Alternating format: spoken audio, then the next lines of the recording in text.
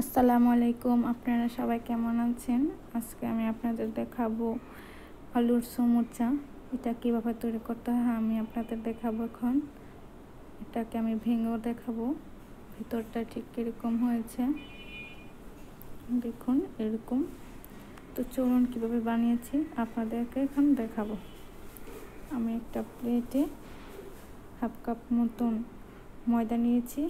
এর মধ্যে দিয়ে দেব পরিমাণ মতন লবণ, তারপর পরিমাণ মতন দিয়ে দেব তেল,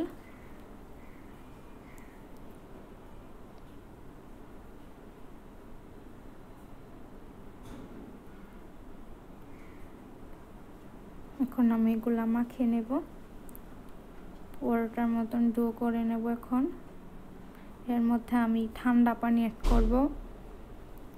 ঠান্ডা পানি বলতে নর্মাল পানি পরিমাণ মতো দেব, লাগলে পরে দেব। প্রথমে পানি সবগুলা দেব না। তো আমি এখন ডো বানিয়ে নেব, দেখতেই পাচ্ছেন। এখন এটা আমি রেখে দেব 10 মিনিটের মতন রেস্টে। এবং অন্যদিকে আমি এখানে নিয়েছি হজপাতা কুচি, ধনিয়া গুঁড়া, লবণ, ভাজা জিরা গুঁড়া, কর্নফ্লাওয়ার, শুকনা মরিচ ভেজে টুকরো টুকরো ছোট ছোট কুচি কুচি করে নিয়েছি। ঝালটা আপনার মনের মতন দেবেন। আর আমি এখানে অন্যদিকে নিয়েছি 2টা আলু সিদ্ধ করা ম্যাশ করে নিয়েছি। এখন আমি সব উপকরণগুলো এখানে দিয়ে মেখে নেব।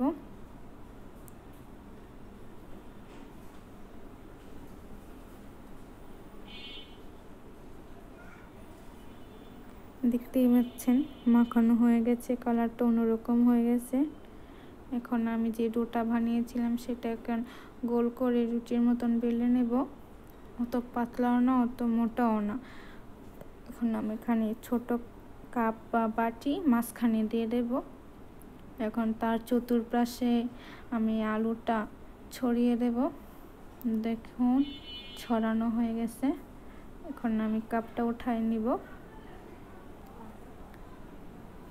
এখন আমাকে যা করতে হবে, আমি একটা ছুরি নেব। ছুরি নিয়ে এখানে আমি পিৎজার মতন কেটে নেব।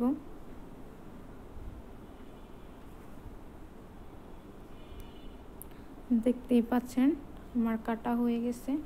এখন আমি গোল গোল করে রুটিটাকে মেলিয়ে দেব।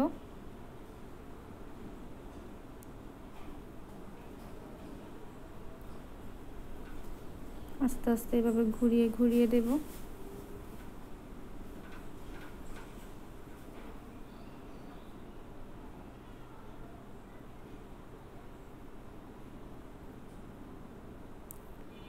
এখন আমি এই সবগুলা এরকম ভাবে তৈরি করে নেব।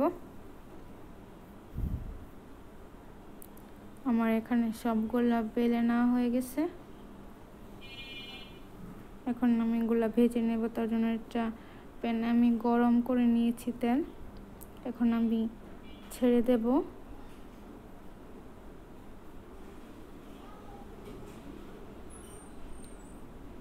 সমুচাগুলি ডুবা তেলে ভাজা যাবে না, অল্প তেলে ভাজতে হবে।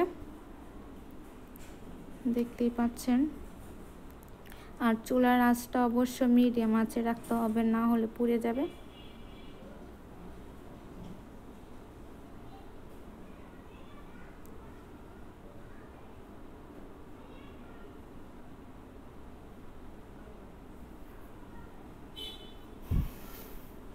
দেখুন আমার ভাজা হয়ে গেছে, সমোসাটা ভাজা হয়ে গেছে। এখন আমি সবগুলা একটা প্লেটে উঠিয়ে নেব।